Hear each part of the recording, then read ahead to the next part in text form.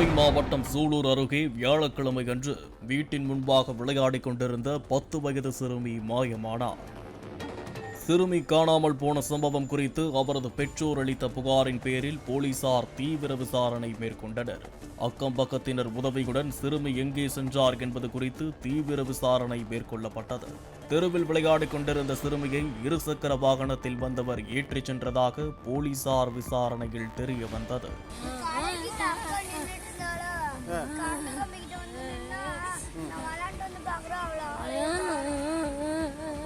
இதனையடுத்து 5 தனிப்படைகள் அமைத்து சிசிடிவி காட்சிகளின் அடிப்படையில் போலீசார் தீவிர தேடுதல் வேட்டையில் ஈடுபட்டனர்.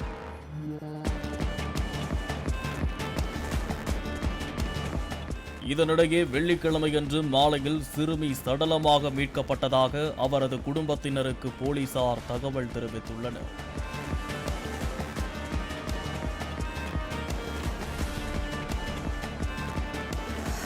இதனை அறிந்து திரண்ட உள்ளூர் மக்கள் சிறுமி கொடூரமாக கொலை செய்யப்பட்ட சம்பவத்தை கண்டித்து போராட்டத்தில் ஈடுபட்டனர். குற்றவாளிகளுக்கு கடுமையான தண்டனை வழங்க வேண்டும் என்று கோஷம் எழுப்பி சாலை மறியலில் ஈடுபட்டதால் அங்கு பரபரப்பு ஏற்பட்டது.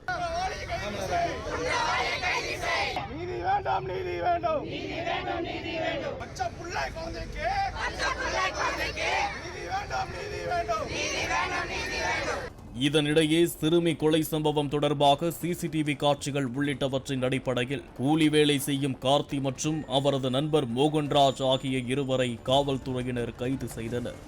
வீடு ஒன்றின் மாடிகள் பதுங்கியிருந்த கார்த்தியை போலீசார் சுற்றி வளைத்த நிலையில் அவர் மாடியில் இருந்து கீழே குதித்ததாக கூறப்படுகிறது. அப்போது கார்த்திக்கின் கை மற்றும் காலில் எலும்பு முறிவு ஏற்பட்டதாக போலீசார் தெரிவித்தனர். இதனையடுத்து கார்த்தியிடம் நடத்தப்பட்ட விசாரணையின் அடிப்படையில் குற்றத்திற்கு உடந்தையாக இருந்ததாக மோகன்ராஜ் கைது செய்யப்பட்டார். மோகன்ராஜை போலீசார் நீதிபதி முன்பு ஆஜர்படுத்தி நீதிமன்ற காவலில் சிறையில் அடைத்தனர். கை காலில் முறிவு ஏற்பட்ட கார்த்தி கோவை அரசு மருத்துவமனையில் சிகிச்சையில் உள்ளார். இதனிடையே டிஜிபி சந்தீப் ராய் ரத்தோர், சட்டம் ஒழுங்கு கூடுதல் டிஜிபி மகேஸ்வர தயாள் மற்றும் காவல்துறை அதிகாரிகள் சம்பவ இடத்தில் நேரில் ஆய்வு மேற்கொண்ட பின் ஆலோசனை நடத்தினர். உயிரிழந்த 10 வயது சிறுமியின் உடல் இஎஸ்ஐ மருத்துவமனையில் உடற்கூறு ஆய்வு முடிந்த பின் பெற்றோரிடம் ஒப்படைக்கப்பட்டது.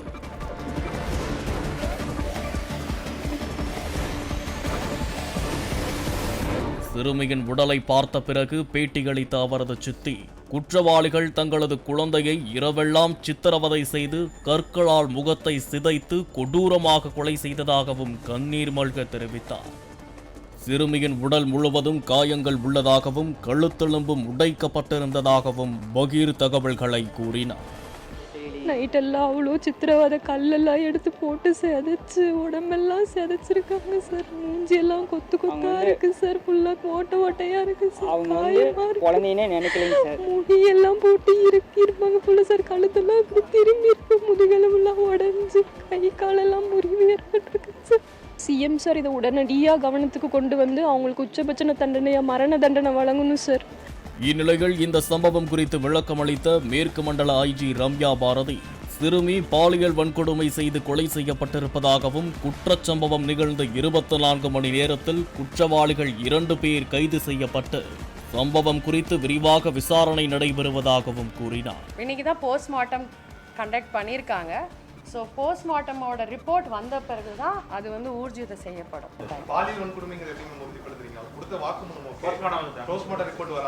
போஸ்ட்மார்ட்டம் ரிப்போர்ட்ல வந்து டாக்டர் சொன்னதை வச்சு தான் இது வந்து POCSO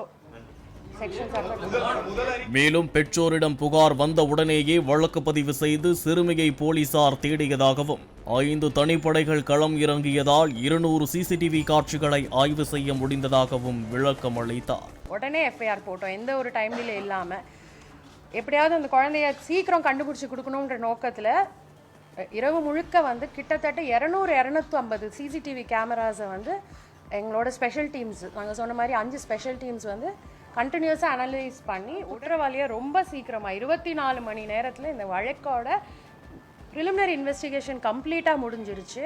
to the maximum satisfactory level. ஏன்னா சிசிடிவி ஃபுட்டேஜஸும் அதர் டெக்னிக்கல் எவிடன்ஸையும் பேஸ் பண்ணி நம்ம டீம்ஸ் வந்து ரொம்ப அருமையான ஒரு இன்வெஸ்டிகேஷன் பண்ணி குற்றவாளிகளை உடனடியாக 2 குற்றவாளிகளும் அவங்க இந்த ஊரை விட்டு போகிறதுக்கு முன்னாடியோ இல்லை காணாமல் போகிறதுக்கு முன்னாடியோ அவங்கள வந்து சீக்கிரம் நேப் பண்ணது மட்டும் இல்லாமல் கரெக்டான கன்ஃபெஷன் எடுத்து அந்த குழந்தைய கிட்டத்தட்ட அவங்க கம்ப்ளைண்ட் பண்ணி வித்தின் 24 ஹவர்ஸ்க்குள்ளேயே நம்மளால ஒரு ஃபுல் பிக்சர் வந்து கொடுக்க முடிஞ்சது.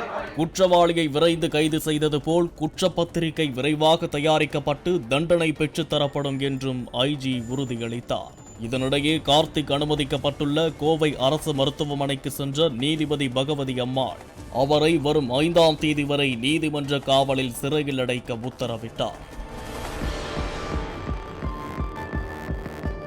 இதனிடையே 10 வயது சிறுமியின் உடல் அவரது பூர்வீக ஊரான சேலம் மாவட்டம் கொளத்தூர் அருகே உள்ள கிராமத்திற்கு கொண்டு வரப்பட்டது. உற்றார் உறவினர்கள் பொதுமக்கள் கண்ணீர் விட்டு கதறி அழுது அவருக்கு அஞ்சலி செலுத்தினர். அதனைத் தொடர்ந்து உடல் எரியூட்டப்பட்டது.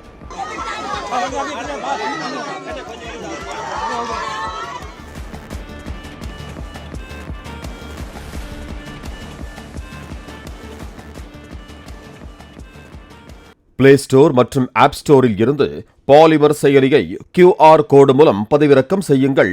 செய்திகளை உடனுக்குடன் பெறுங்கள்.